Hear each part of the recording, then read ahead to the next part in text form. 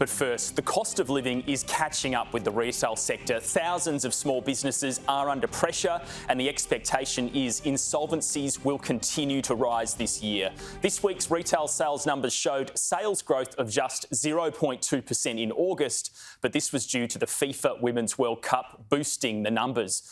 We've tracked down a burger retailer in Sydney, which is feeling the pressure. After 7 years of operating, Sydney-based fast food retailer Burger Head is shrinking its business, deciding to close its bricks and mortar stores and focusing on food trucks instead. Co-founder Tim Rosenstrauss says the Reserve Bank's 12 interest rate rises have taken their toll, crunching consumer spending, and at the same time, inflation has pushed up the cost of ingredients and rents. Immediate catastrophic impact. Every Reserve Bank meeting where the rates were risen, there was an immediate drop in sales for that week, and then it sort of would creep up a tiny bit the next week and then hold, and then the next time it dropped and then kept going down and down and down on our top line revenue. Like every retailer, Burger Head has been dealing with declining consumer demand at a time when inflation has been at its highest level since the 1990s recession.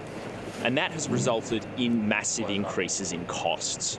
So in the last sort of 18 months, if you take a look at anything on our profit and loss statement, any bit of money that comes out of the account, every single thing's gone up through the roof. Oil almost doubled in price, chicken was up almost 100%, beef has gone up a significant amount. Earlier last year, everyone in the news was laughing at lettuce and the price of that, but that was one part of it as well. Gas, utilities have gone up, wages have gone up, rent every year on a commercial lease goes up. So just every single expense you can think of. The problem for most retailers is when these costs rise, it can be difficult to pass those increases on to customers in the form of price markups. If you increase costs too much, then you will lose customers. But if you don't lift prices, you'll go out of business. It's a difficult balance. Yeah, so we get price rises, more of them were happening last year, and it'd be week on week, just little bits and pieces across the board would be climbing here and there. Chicken towards Christmas last year just went rapid through the roof. But for us in the space we're in, there's only so much you can really charge for a burger. There's only so much the market will sort of pay for that and for a meal out. So for us, it was very hard to pass on those costs to consumers to cover the business. Burger Head is just one example of the challenges the retail sector is facing. The retail sales figures released this week showed spending did pick up in cafes and restaurants during August, but that was due to tourists being in Australia for the FIFA Women's World Cup. As economists say, the underlying trend for retail is down. It is looking set to be very, very flat. If anything, it could even go a little bit backwards. Sales are around 1.5% higher than they were a year ago, but really since September, they've really only been going sideways. We know that cost of living pressures are acute for households.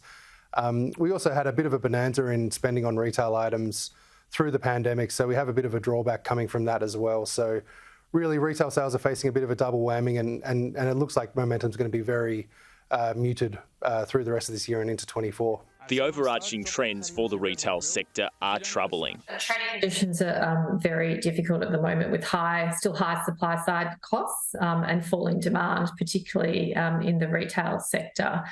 We're seeing a lot of activity amongst businesses lodging defaults against each other, which means a non-payment of one business to another.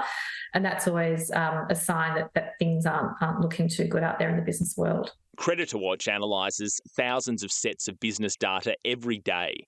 It's expecting insolvencies to rise over the next 12 months. Insolvencies were down quite a bit during COVID-19. There's, the ATO and banks took a really soft approach to businesses who couldn't pay their bills, but that's all finished now. There's a lot of tax debts due, GST that is owing to the tax offices, I understand, the record highs.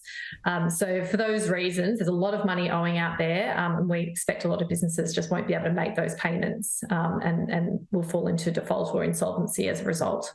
For Tim at Burger Head, the rental costs at their stores in Penrith and Botany simply became too much. He says the shift back to burger trucks will cause the rental bill to fall to about 10% of what it is currently. Yeah, I guess after being in business 7 years, it's become quite a tough battlefield out there for us and many people in the hospitality industry. And for us, it's not a complete shutdown of the operation. We're sidestepping from our brick and mortar restaurants into more of our food trucks that we've been running for a couple of years.